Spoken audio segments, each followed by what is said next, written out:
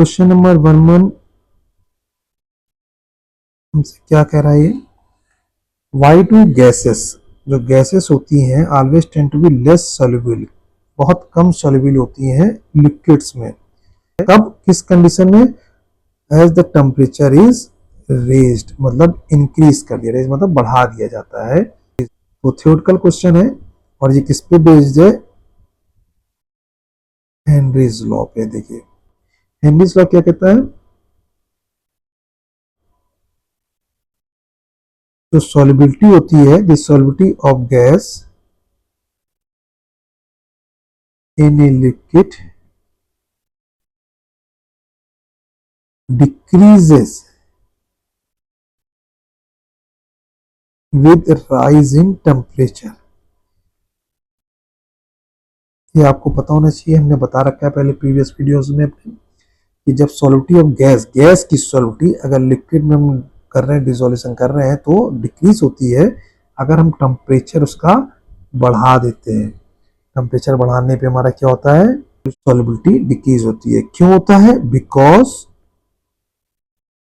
Because dissolution, मतलब gas को हम उसको लिक्विड में डिसॉल्व कर रहे हैं, तो डिसोल्यूशन प्रोसेस, ये जो प्रोसेस डिसोल्यूशन प्रोसेस होता है, ये ऑलवेज एक्सोथर्मिक होता है। एक्सोथर्मिक वेरी इंपॉर्टेंट चीज है। एक्सोथर्मिक मतलब डेल्टा एच, हीट इवॉल्व जो होती है वो निगेटिव होता है, मतलब heat is evolve, heat evolve होती है, और हीट इवॉल्व होती है तो इसका मतलब डेल्टा एच क्या होता है, ये निगेटिव होता है। Always remember it. अब आपका टेम्परेचर जैसे ही बढ़ाया जाता है, देखिए as the temperature is raised,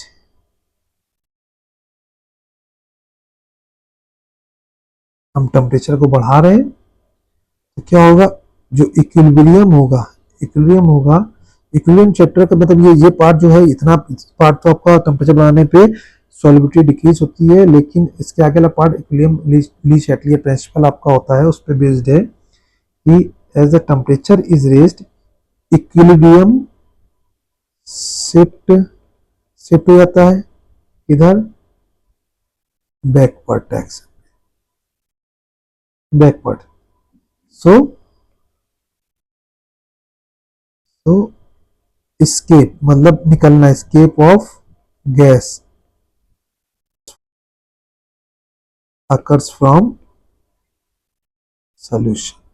तो क्यों होता है, अब इक्विलिब्रियम क्या होता है, सपोज दो कंपोनेंट है, ए है, एग्जांपल मैं आपको बता रहा हूं, इसको इक्विलिब्रियम में ये होता है, मतलब एट इक्विलिब्रियम मतलब ए प्लस बी से अगर हमने कोई कंपोनेंट सी प्लस डी बनाए और सी प्लस डी को दोबारा हिट करा तो ए प्लस बी बनाए, ये होता है बेसिकली। और यहाँ पे एग्जाम्पल आपको बता रहा हूँ, और डेल्टा एच हो जाता है अगर एक रिएक्शन लिखी हुई है, रिएक्टेंट प्लस रिएक्टेंट से प्रोडक्ट बन रहा है, ये इक्विलिब्रियम का साइन है, और अगर इसमें ऐड कर देते हैं तो ये ऐड होती है, एक्सोथर्मिक होती है, और अगर ऐड नहीं करते हैं, सिंपल इसको कॉमा करके अगर डेल्टा एच निगेटिव की वैल्यू लिखी हुई है तो ये एक्सोथर्मिक रिएक्शन होती है। प्रेजेंटेशन देख लीजिए कैसे होता है, ये ऐड होता है और नहीं ऐड होता, कॉमा करके खाली रिएक्शन लिखी हुई है तो ये डेल्टा एच खाली निगेटिव वैल्यू लिख दी जाती है, तो ये एक्सोथर्मिक होती है, ये एक्सोथर्मिक है, इसी को एक्सोथर्मिक बोलते हैं। अब क्या होगा, टेम्परेचर बढ़ाया तो ली शैटलियर प्रिंसिपल ने कहा था जिधर भी हम एक्शन लेते हैं उसको न्यूट्रलाइज करने के लिए वो रिएक्शन क्या होती है, दूसरी डायरेक्शन में शिफ्ट कर जाती है। अगर हमने टेम्परेचर चूंकि यहाँ ऐड हो रही थी, एक्सोथर्मिक में हीट इवॉल्व होती है तो प्रोडक्ट की तरफ जा रही है, मतलब यहाँ लिख रहे हैं तो ये हीट करेंगे, इस वाले पार्ट को, इस पार्ट को अगर हीट करेंगे तो ये क्या होगा, रिवर्स, मतलब ये बैकवर्ड डायरेक्शन में आएगा, इसीलिए इक्विलिब्रियम का साइन बनेगा था, तो ये बैकवर्ड डायरेक्शन में चली जाती है। तो इसीलिए कह रहा है कि as the temperature is raised equilibrium shift backward, so escape of gas occurs from the solution। तो क्वेश्चन में ये हमने आपको पूरा डिटेल में बता दिया है कि gases always tend to less soluble क्यों आती है, क्योंकि टेम्परेचर बढ़ाते हैं तो सॉल्युबिलिटी कम हो जाती है। क्यों हो जाती है, क्योंकि एक्सोथर्मिक रिएक्शन होती है ये, और अगर हमने टेम्परेचर और बढ़ाया तो ये क्या होगा, बैकवर्ड डायरेक्शन चलेगी, तो गैस उसमें से क्या होती है, एस्केप होने की कोशिश करती है, इसलिए ये क्या हो जाता है, आपका सॉल्युबिलिटी कम हो जाती है। I think it is very clear to all of you.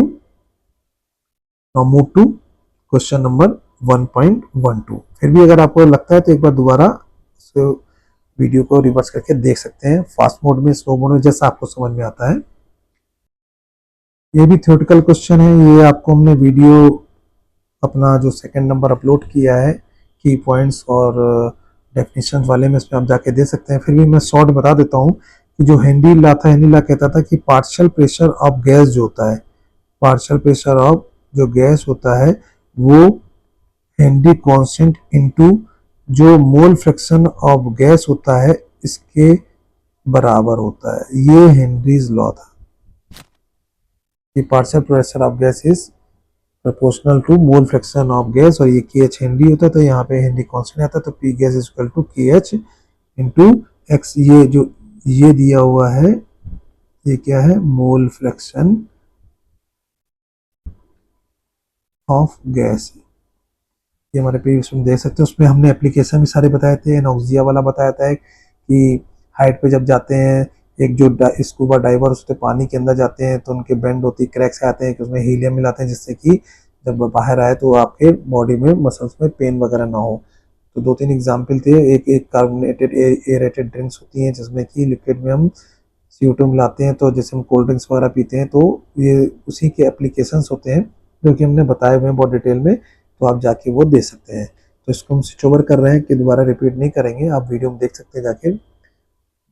Come to next question, question number 1.3। 1.13 question,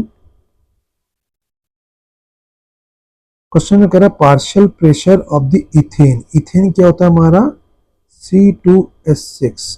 कैसे होता है,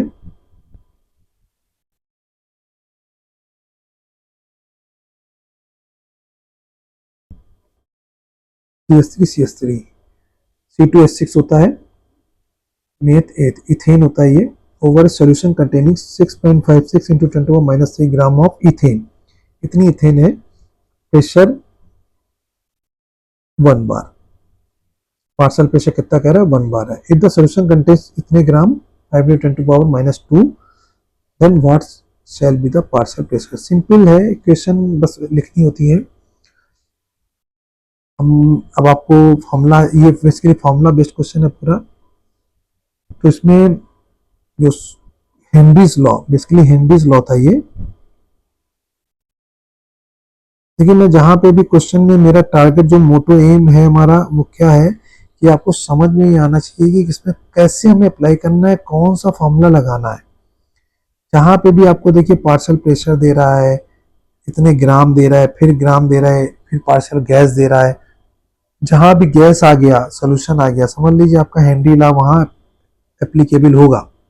हेनरी लॉ में उसने क्या क्या कहा था, दो उसके लिए कि पार्शियल प्रेशर ऑफ गैस जो होता है ये Henry constant into mole fraction of gas के बराबर होता है। लेकिन देखिए यहाँ पे हेनरी कांस्टेंट आपको कहीं दिया नहीं है, तो इसको करेंगे नहीं, आपको ग्राम में दे रहा है।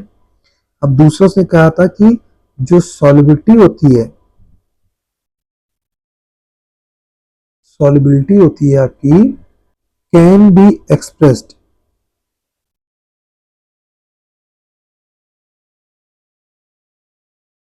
In terms of mole fraction.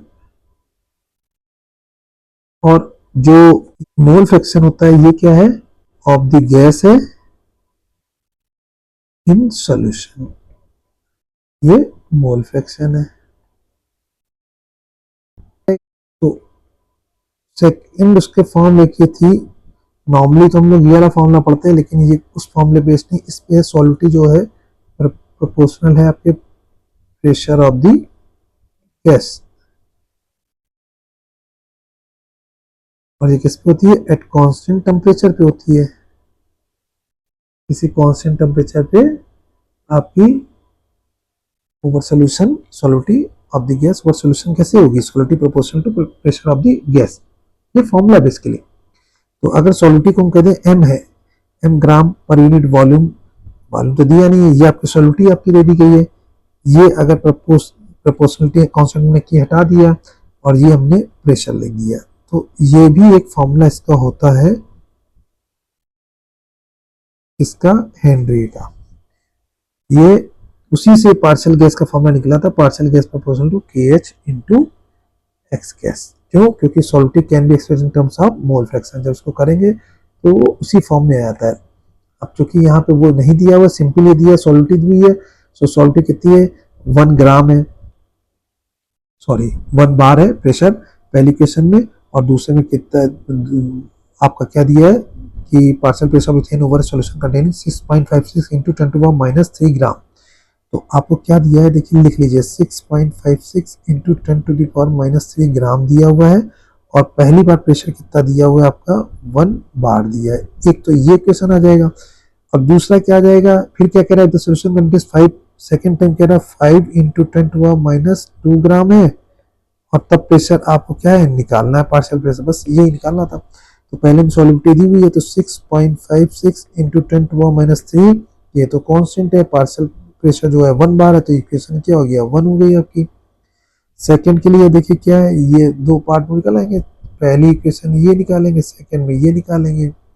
फिर रख दीजिए 5 इंटू 10⁻² ग्राम है, ये किसके बाद के इंटू ये निकालना है आपको पार्शियल प्रेशर। दूसरा किसका है, ये इथेन का है, दोनों इथेन के थे, उसका दिया था, इसमें निकालना है। अब डिवाइड कर दीजिए, डिवाइडिंग इक्वेशन फर्स्ट बाई 2। जब आप डिवाइड करेंगे तो आपको क्या मिलेगा, 6.56 into 10⁻³ upon 5 into 10⁻² equal to K into 1 upon K into partial pressure जो था आपसे पूछ रहा है इथेन के कांस्टेंट कट गए। हम इसको सॉल्व करेंगे तो पी इथेन का आपका पार्शियल प्रेशर इसको बोल रहा है कितना हो जाएगा 5 इंटू 10⁻² अपॉन 6.56 इंटू 10⁻³ सॉल्व करेंगे तो ये वैल्यू आएगी 0.762 बार। ये आपका आंसर है। मेरे ख्याल से ये आपको क्लियर हो गया होगा। इसको आप देख लीजिएगा, ये आप फॉर्मूला होता है, फॉर्मूला है ये भी फॉर्मूला है।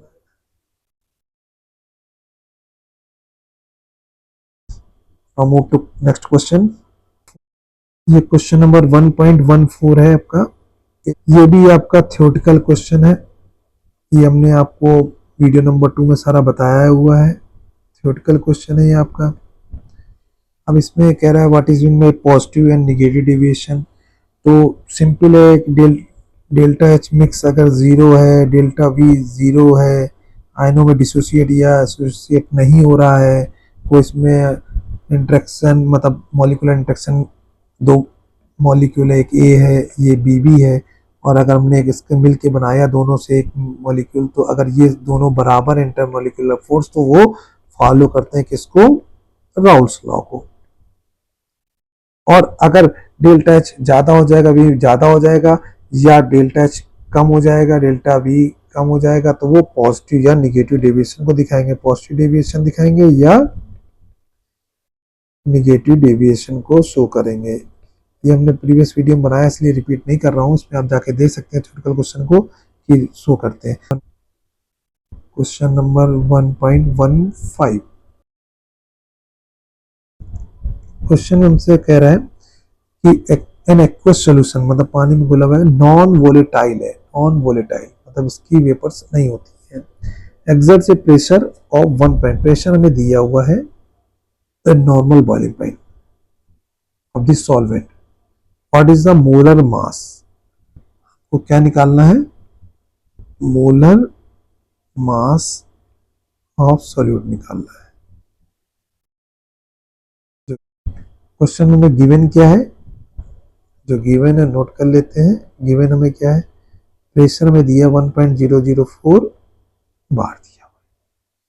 एक एक्वस सॉल्यूशन है, एक्वस सॉल्यूशन है वो कैसा है 2% नॉन वोलेटाइल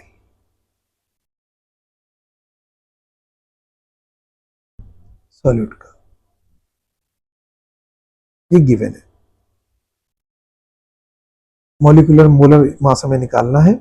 अब हमसे कह रहा है ये हमारा normal boiling point of the solvent था। अब हमें एक चीज पता होती है कि जो हमारा वेपर प्रेशर होता है और प्योर सॉल्वेंट, तब भी प्योर सॉल्वेंट वेपर हमेशा वेपर किसका हमारा आएगा, प्योर वाले का आएगा। अगर कोई नॉन वोलेटाइल सॉल्यूट है उसका तो कोई वेपर होगा ही नहीं, तो वेपर प्रेशर हमारा किसका आ रहा है, सॉल्वेंट का ही आ रहा है, प्योर सॉल्वेंट। और सॉल्वेंट यहाँ पे क्या एक्वस सोल्यूशन है, तो वाटर में बना हुआ है at its boiling point. Boiling point पे अगर हम देखेंगे तो उसका प्रेशर क्या हो जाएगा, पी नॉट। पी नॉट को हमेशा हमने बताया था आपको, प्योर स्टेट में लिखते हैं, ये कितना होता है, 1 एटमॉस्फेयर होता है। और 1 एटमॉस्फेयर किसके बराबर होता है, 1.013 बार की होता है प्रेशर है। क्योंकि पहले तो क्वेश्चन में देख लिया, हमें कैसे पता लगा सर हमें कौन सा फॉर्मूला लगाना है सोल्यूशन में, हमें समझ में नहीं आ रहा है। तो इसमें आप सबसे पहले देखिए क्या दिया, नॉन वोलेटाइल दिया है, ये क्या दिया, नॉन वोलेटाइल। तो नॉन वोलेटाइल देखते हुए आपको क्लिक करना चाहिए कि राउल्ट्स लॉ ने बताया था दो टाइप के सोल्यूशन बनाए थे, एक वोलेटाइल बनाया था, एक नॉन वोलेटाइल। तो उसने फॉर्मूला दिया था कि जो relative lowering of colligative property में आया था कि relative lowering of vapour pressure होता है वो किसके बराबर होता है, मोल फ्रैक्शन ऑफ सॉल्यूट के बराबर होता है।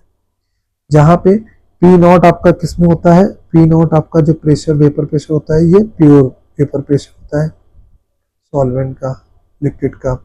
और जो ये पी होता है या पीएस जो होता है ये किसका होता है, सॉल्यूशन। ये वेपर प्रेशर किसका होता है, solution, vapour pressure of solution का कहलाता है ये। देखिए आपको ये आपको गिवन है पी, यहाँ पुट कर देंगे। आपको पी नॉट जो स्टैंडर्ड हमारा होता है एक एटमॉस्फेयर में वो कितना होता है, 1.013 होता है, ये प्योर स्टेट में हो गया बॉइलिंग पॉइंट का। अब सॉल्यूट है, ये बेसिकली क्या है, मोल फ्रैक्शन ऑफ सॉल्यूट होता है। तो मोल फ्रैक्शन आपको पता है क्या होता है, मोल फ्रैक्शन अगर हमें सॉल्यूट का निकालना है तो number of moles of solute ही आता है upon total number of moles. Total में क्या होगा, solute plus number capital N कर दिया, ये किसके हो जाएंगे, सॉल्वेंट के। ये solute upon total number of moles, solute plus solvent. अब यहाँ पे देखिए कि ये कैसा बनना है, ये एक्वस सॉल्यूशन 2% नॉन वोलेटाइल का है। तो मैं अगर यहाँ पे बोलूं कि बाई वेट बोलूं तो 2 ग्राम अगर आपका सॉल्यूट है तो सॉल्वेंट इसमें कितना हो जाएगा, सॉल्यूशन 2% का था। तो अब अगर आप देखेंगे तो 100% में थे तो 100 में से 2 गया तो कितना आ गया, 98 ग्राम। तो 98 ग्राम जो ये है और ये है, तो आप देखिए W जो है बहुत बड़ा है स्मॉल w से।